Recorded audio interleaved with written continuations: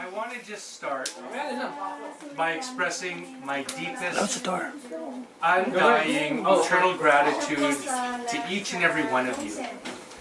You know, the old phrase that it takes a village to raise a child, well, it takes a community to elect a candidate.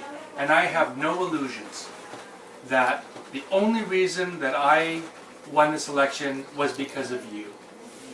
And I also have no illusions that it is I who must serve you. You don't serve me, you don't work for me, I work for you, and I serve all of you. And I want to say that I remember one morning when I was coming down Slocan Street and I turned onto 29th and it was our barbecue and I saw a truck.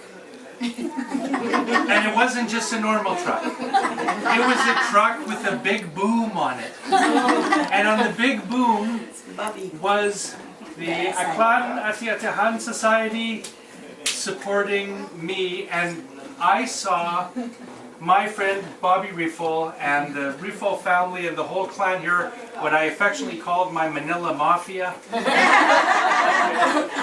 that took time out of their lives. They didn't even tell me about it. They took time to create something and to show their support publicly.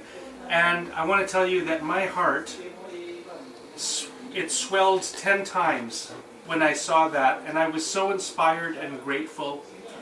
And I was so touched and very emotional about that we have such fabulous people here in Vancouver Kingsway, and I'm so honored not only to be your MP, but to be your friend.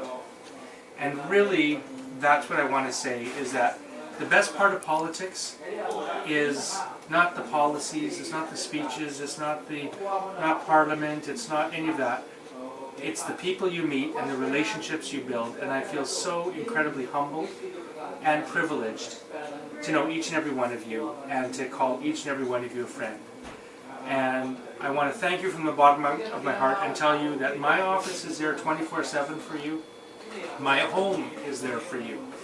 That any time you need anything that I can be of assistance, I'm there, and I'll never forget. I will never forget, for as long as I live, the support you've given me, the courage you've shown, the generosity that you've displayed, and all of the support you've given me. So I want to say salamat.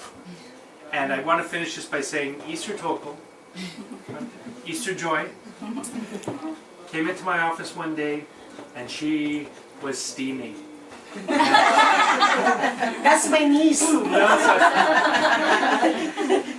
And she lives on a street near my office. It's a quiet residential street, but they have we put little political signs, and someone put a 4x4, a great big sign, for Jojo Kimpo next to her house. And I'll tell you, that was the biggest mistake Jojo Kimpo made in this entire election. Easter Joy and Jordy went out, and they must have knocked on 1,000 doors after that. And so, but I want to say that I know that I ran against someone who not only is from the Filipino community, but someone from Aklan. And I know how deeply Filipinos are attached to their homeland and their mother country and their provinces. And I want to tell you how deeply I respect and admire the courage that you showed, because you had to show courage in supporting another candidate. But I will say this. I have eaten as much pancit, I have eaten as much lechon. I am, like most Filipinos, I am not tall. I run on Manila time, just like everybody else. And I want to tell you that in my heart and in my nature, I am so proud to be considered an adopted son of the Filipino community. I'm coming back next life as a Filipino. Anyway, thank you so much. Many years.